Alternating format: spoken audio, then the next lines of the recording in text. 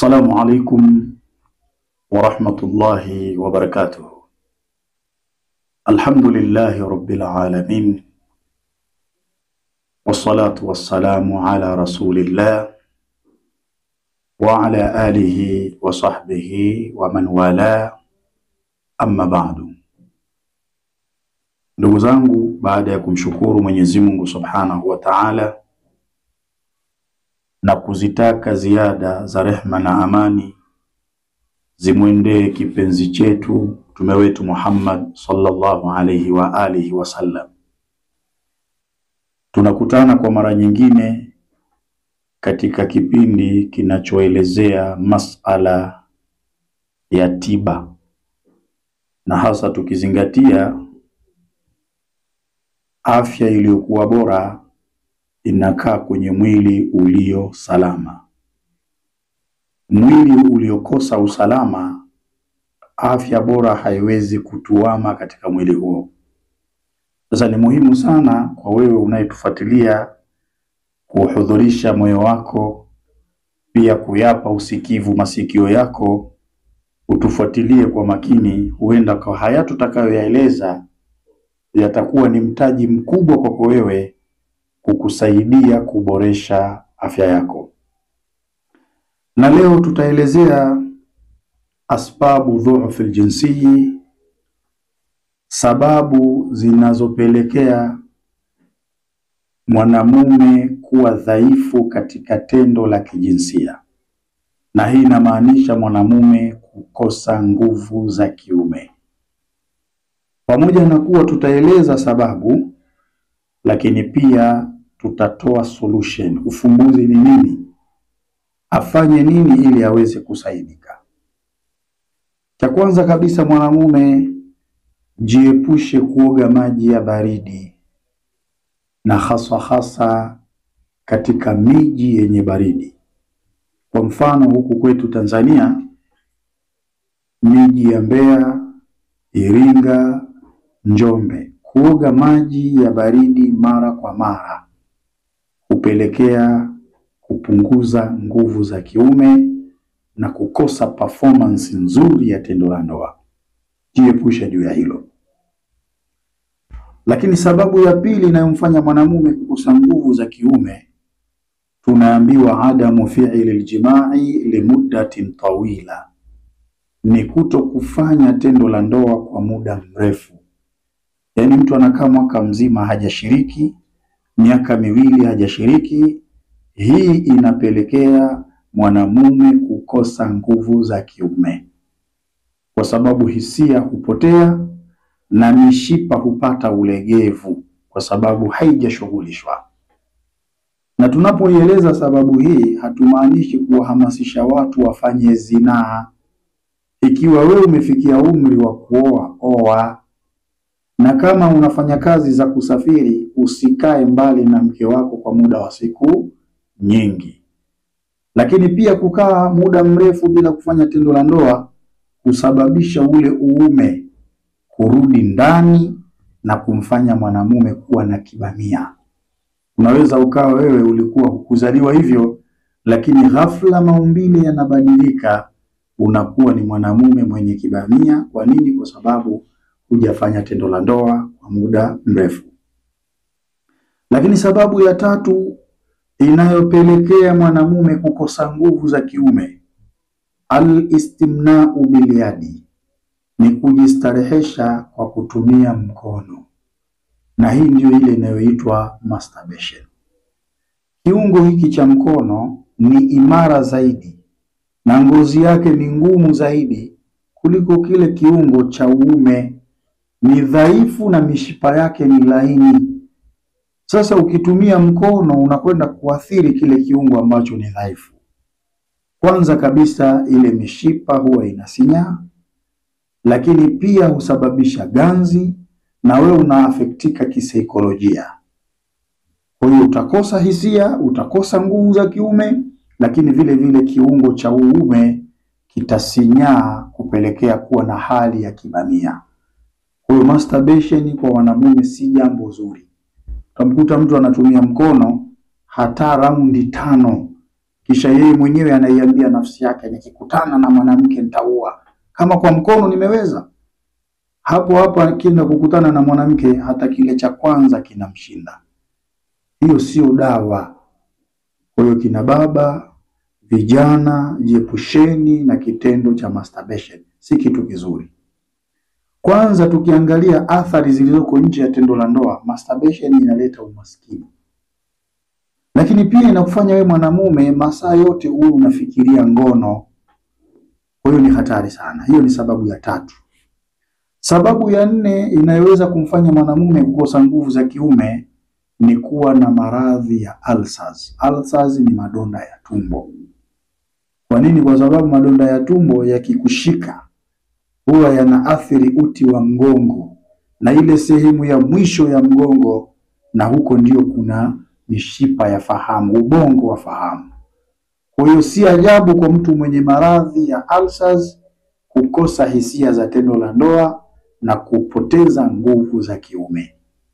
Pia hawa tutawasaidia kwenye darasa yetu hii ya leo, wafanye nini wasaidike ili waweze kuwa na performance nzuri katika tendo la ndoa.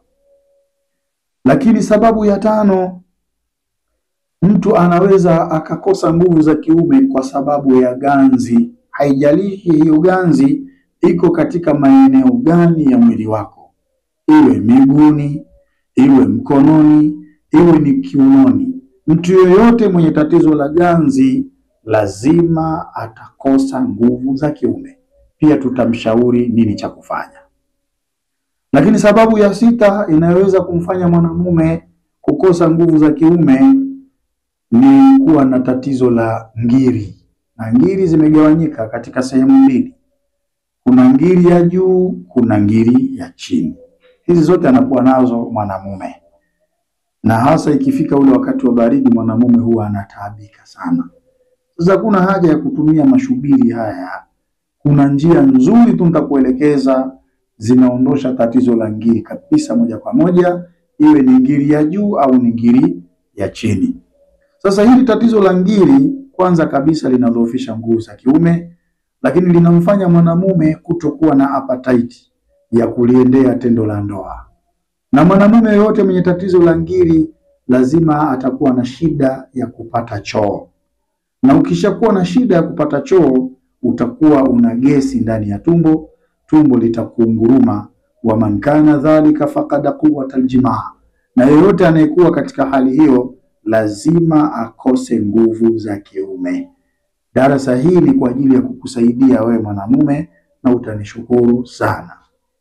Lakini pia mwanamume anaweza kukosa nguvu za kiume kwa sababu ya stress. Stress kwa sababu ya ugumu wa maisha.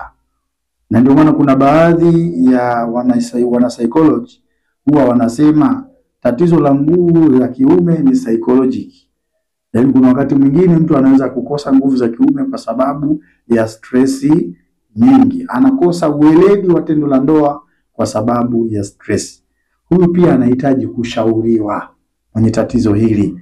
Hahitaji dawa sana sana. Anahitaji kushauriwa. Endapo atafuata maelekezo anayoshauriwa, nguvu zake zitarejea mara moja. Na hapa kabla sijaeleza solution ama ufumbuzi, lazima nikueleze ndugu mtazamaji. Ikiwa mwanamume anakosa nguvu za kiume kwa sababu ya maradhi ya ulcers, ukimpa dawa ya nguvu ya kiume peke yake ikawa haitibu ulcers, hutomsaidia, hawezi kuwa na performance ya tendo la ndoa. Kwa nini? Kwa sababu wewe umeshajua chanzo ni madonda ya tumbo. Sasa tibu chanzo. Ukishatibu chanzo, basi ndio mpe dawa ambayo itaongeza hamasa ya tendo la ndoa. Sio unakurupuka tu kumpa dawa ya nguvu za kiume, tatizo la ulcers liko pale pale, hawezi kupona. Lakini vile vile mwanamume ambaye anakosa nguvu za kiume labda kwa sababu ya ugonjwa wa sukari. Wenye maradhi ya sukari mara nyingi sana wanapoteza performance ya tendo la ndoa na hisia. Sasa huyu unaweza ukamshauri afanye nini kwa tatizo lake la kisukari, lakini mpe dawa pia itakayomsaidia kuimarisha kongosho iweze kutoa insulin kwa wingi na kuifanya sukari kuwa katika mustawa na hali iliyokuwa bora. Huyu pia ukimpa sasa dawa ya nguvu za kiume baada ya kuwa umeiweka sawasawa sukari yake, atakuwa na performance nzuri ya tendo la ndoa. Lakini vile vile mwanamume ambaye anakosa nguvu za kiume kwa sababu ana maradhi ya pressure, iwe ni high blood pressure au iwe ni low blood pressure. Sasa ukimpa tu dawa ya nguvu za kiume, pressure iko pale pale, hawezi kuwa na performance ya tendo la ndoa, hapati nguvu za kiume kwa sababu tatizo hujaliondosha. Na ndio maana tunaambiwa ukikijua chanzo utalijua tatizo, na ukilijua tatizo utajua namna ya kulisolve. Sasa wewe hujui chanzo ni nini, unajuaje tatizo? Kwanza chanzo ni nini? Chanzo ni maradhi ya sukari, chanzo ni pressure.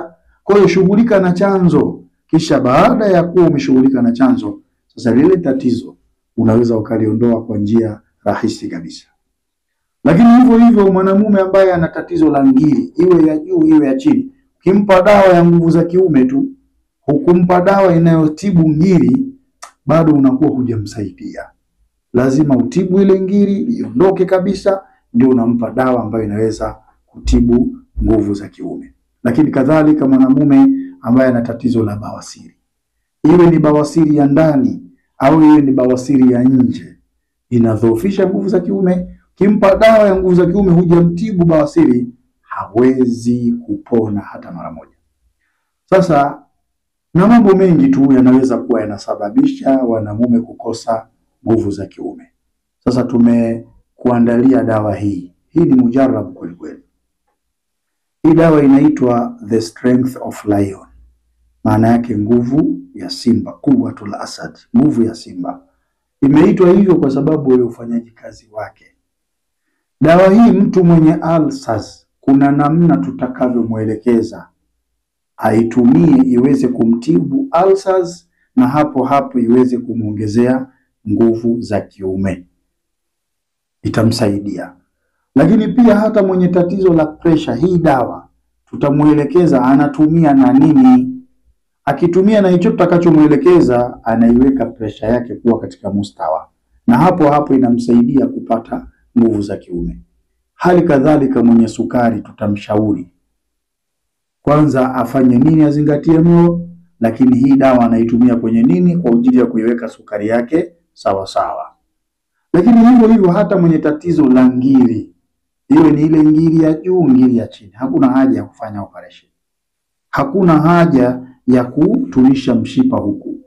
Hii utaelekezwa unaitumiaje hii ili iweze kutibu ngiri yako, lakini vile vile iweze kuongezea nguvu za kiume. Na hata wale ambao wamefanya sana masturbation, mishipa imesinyaa, uume umerudi ndani, tutamshauri atumie mafuta haya kuchua ule uume wake kwa kupeleka mbele kila siku mpaka afike ile hali ya ule uume umesimama, ndio anaacha.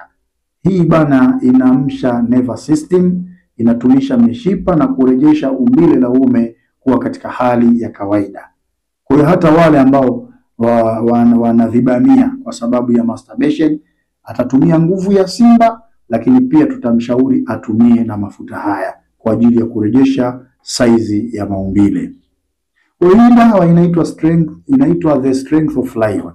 Maana yake ni nguvu ya simba, ni mkombozi na ni suluhisho kwa wale wenye matatizo ya nguvu za kiume, na ni wanamume wa rika zote, wawe ni vijana wawe ni wazee.